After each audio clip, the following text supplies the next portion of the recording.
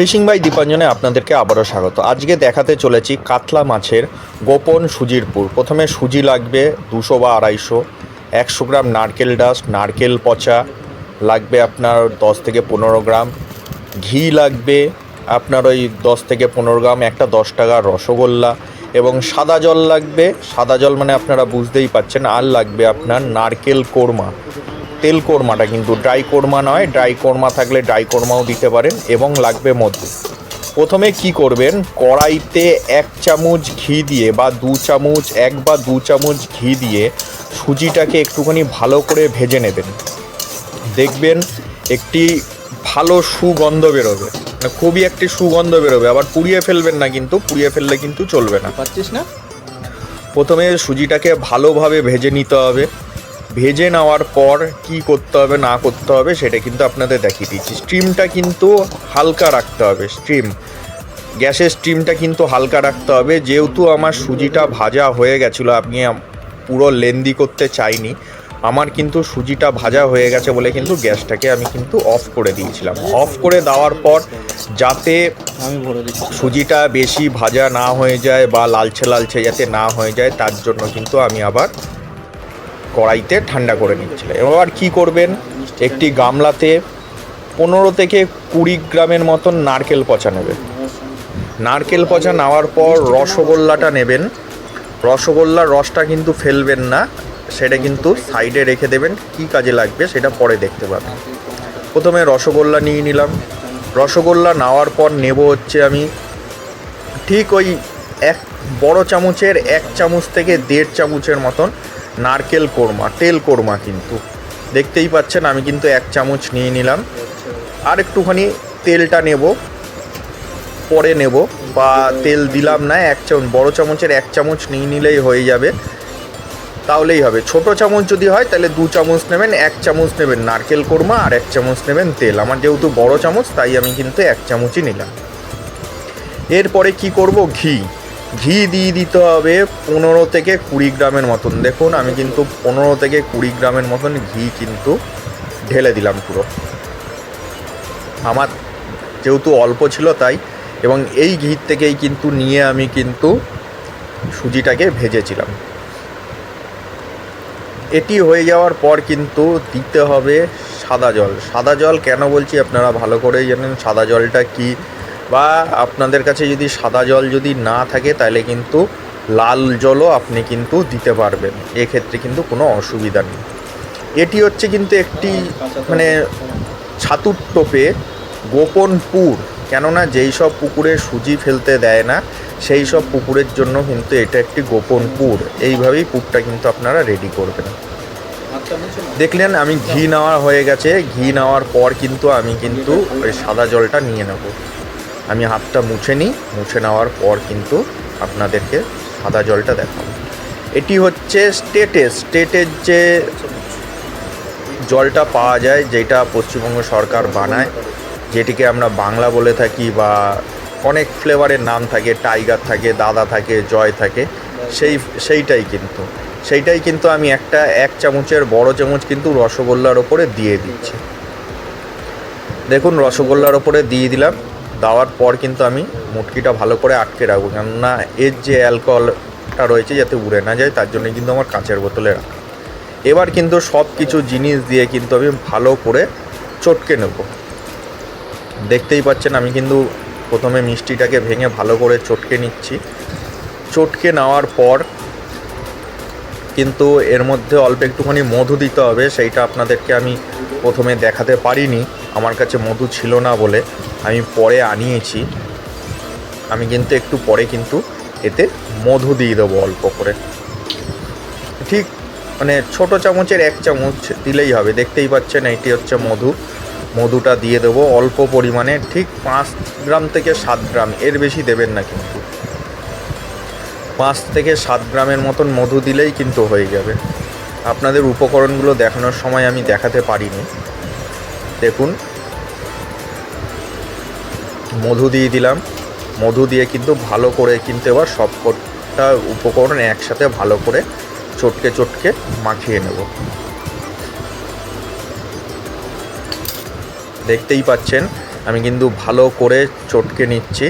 চটকে নেওয়ার পর যে ভাজা যে সুজিটা ছিল সেইটা কিন্তু দিয়ে দেবো। আমার প্রায় কিন্তু চটকানো হয়ে গেছে।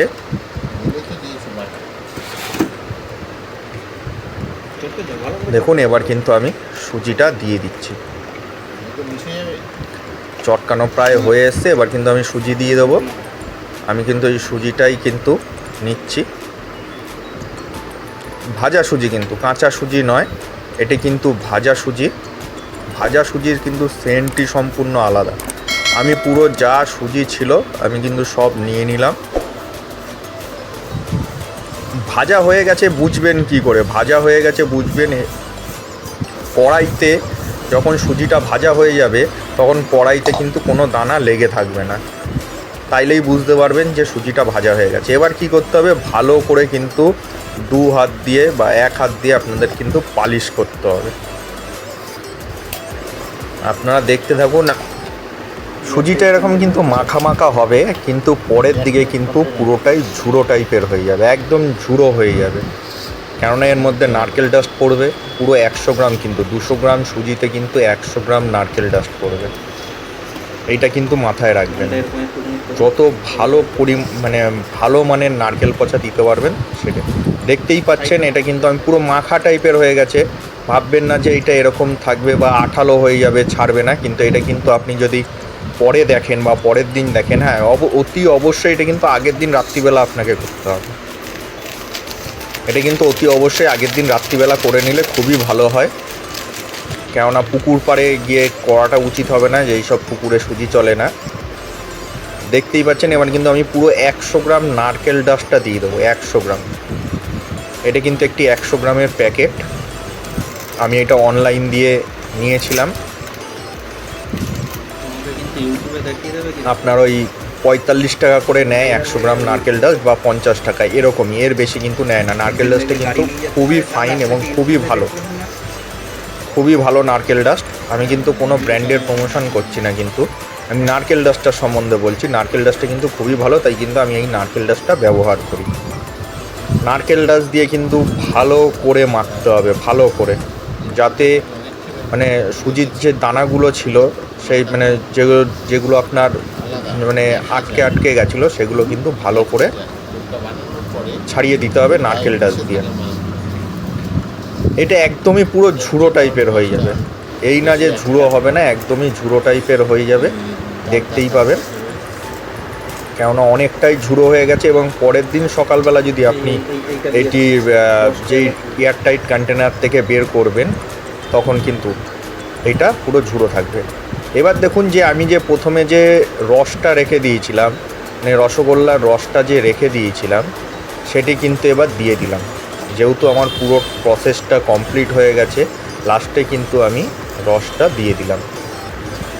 এইটা দেওয়ার পর কি করব, এটা দেওয়ার পর একটি এয়ারটাইট কন্টেনার নেব, তাতে কিন্তু ভালো করে আটকে রেখে দেবো। দেখতেই পাচ্ছেন আমি কিন্তু এটা কিন্তু এখনও কিন্তু মেখেই যাচ্ছি, কেননা এটা কিন্তু ভালো করে মাখতে হবে, যাতে সুজির প্রত্যেক কটা দানা, যেসব আমি উপকরণগুলো দিয়েছি সেগুলো যেন ভালো করে অ্যাবজর্ব করতে পারে বা চুষে নিতে পারে। তাইলেই কিন্তু যখন এই টোপটা জলের তলায় গিয়ে পড়বে তখনই তেল ছাড়বে, যে তখনই কিন্তু নারকেল ডাস্ট রয়েছে সেই নারকেল ডাস্টগুলো সেগুলো ভেসে উঠবে। এবং সুজি প্রচুর, যেহেতু হাই প্রোটিন জিনিস, কাতলা মাছ খুবই পছন্দ করে, তার জন্যই কিন্তু এইটি আপনাদেরকে দেখাচ্ছি, কেননা এতে কিন্তু আমি প্রচুর রেজাল্ট পেয়েছি। আপনি ভাববেন হয়তো দাদা আপনি মাছ ধরার ভিডিও দেখান না কেন, আমার দেখবেন যেই সব মাছ ধরার ভিডিও আমি দেখাই আমি সেই সব দিন কিন্তু মাছই ধরতে যাই, এবং বলেও দিই আমি কোন কোন সিটে কি আছে না আছে মাছ, আমি কিন্তু বলেই দিই। এবার দেখুন আমি কিন্তু একটা এয়ারটাইট কন্টেনার নিয়ে নিয়েছি, দেখতেই পাচ্ছেন। সেই এয়ারটাইট কন্টেনারে কিন্তু আমি সুজিটা ঢেলে ভালো করে আটকে রেখে দেবো। আমি কিন্তু সেই এয়ারটাইট কন্টেনারে সুজিটা ঢেলে ভালো করে আটকে দেবো, দিয়ে এটা কিন্তু পুকুর পাড়ে গিয়ে খুলবো, আর কিন্তু তার আগে কিন্তু খোলা যাবে না, এটা আপনাদের বলে দিলাম। দেখুন আমি কিন্তু বাটিটার মধ্যে নিয়ে এবং এটা কিন্তু আটকে দেবো, পুরোটাই আমি আটকে দিয়ে রেখে দেবো। এটা কিন্তু আর খুলবো না বা কিছু করব না। পরের দিন দেখবেন পুরো ঝুড়ো হয়ে গেছে, কোনো রকম দানা থাকবে না, কিচ্ছু থাকবে না। পরের দিন পুরো ঝুড়ো টাইপের হয়ে গেছে। আর হ্যাঁ বন্ধুরা, যদি আমার ভিডিও যদি আপনাদের ভালো লেগে থাকে তাহলে অবশ্যই সাবস্ক্রাইব করবেন, লাইক করবেন এবং অনেক অনেক শেয়ার করবেন। গুড বাই বন্ধুরা।